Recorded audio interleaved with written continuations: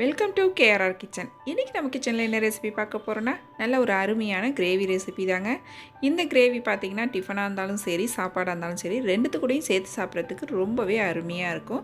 Cauliflower வச்சு ஒரு சூப்பரான கிரேவி ரெசிபி தான் பார்க்க போகிறோம் இன்றைக்கி. எப்படி செய்கிறதுன்னு நம்ம வீடியோக்குள்ளே போய் பார்ப்போம். அதுக்கு முன்னாடி நம்ம சேனலை இப்போ தான் ஃபஸ்ட் டைம் பார்க்குறீங்கன்னா சப்ஸ்கிரைப் பண்ணி வச்சுக்கோங்க. கூடவே பெல் சிம்பிள் ப்ரெஸ் பண்ணி ஆளுங்கிற ஆப்ஷனையும் ப்ரெஸ் பண்ணி வச்சுக்கோங்க.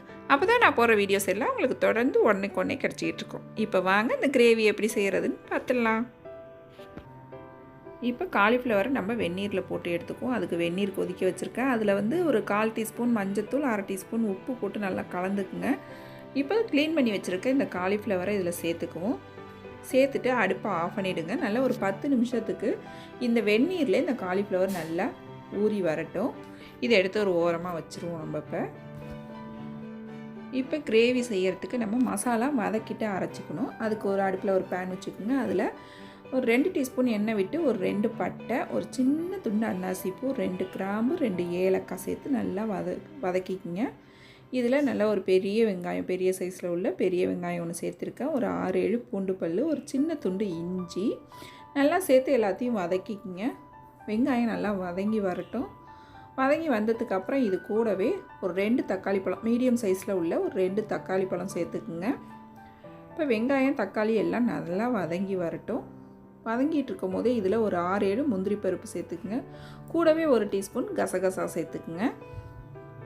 நல்லா எல்லாத்தையும் வதக்கி எடுத்துக்குவோம்.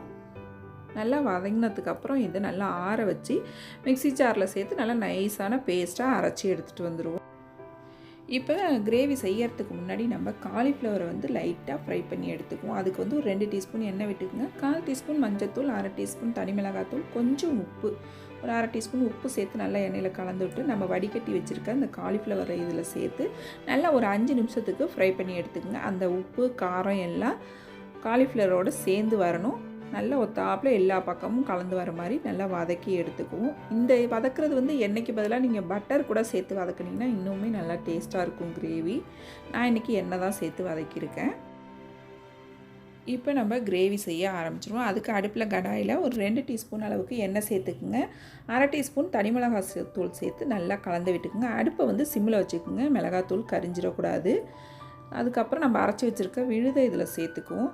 நல்லா ஒரு 5 நிமிஷத்துக்கு ஒன்று கலந்து விடுங்க.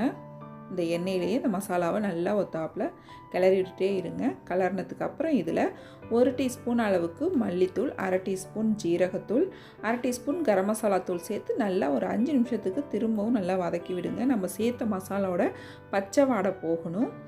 இது வதக்கிட்டு இருக்கும் போதே இந்த கிரேவிக்கு தேவையான அளவு உப்பும் சேர்த்து நல்லா வதக்கி விடுங்க.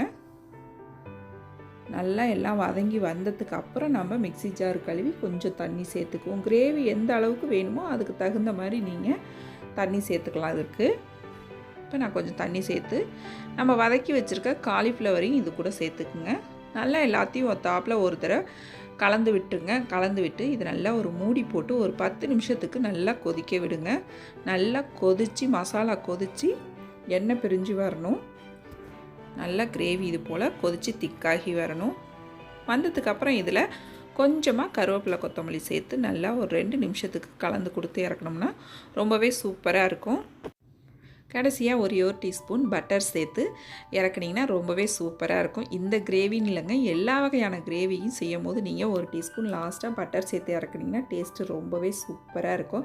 நான் எப்போதுமே சேர்த்து செய்வேன். ரொம்பவே டேஸ்ட் அருமையாக இருக்கும். நீங்களும் ட்ரை பண்ணி பாருங்கள். இந்த காலிஃப்ளவர் கிரேவியை நீங்களும் ட்ரை பண்ணி பாருங்கள். இதே அளவுகளோடு இதே போல் செஞ்சு பாருங்கள். செஞ்சு பார்த்துட்டு எப்படி இருக்குன்னு எனக்கு கமெண்ட் பண்ணுங்கள். என்னோட இந்த ரெசிபி பிடிச்சிருந்ததுன்னா லைக் பண்ணுங்கள், ஷேர் பண்ணுங்கள். மறக்காமல் நம்ம கேஆர்ஆர் கிச்சனை சப்ஸ்கிரைப் பண்ணி வச்சுக்கோங்க. நாளைக்கு வேறொரு ரெசிபியோடு சந்திப்போம். தேங்க்ஸ் ஃபார் வாட்சிங்.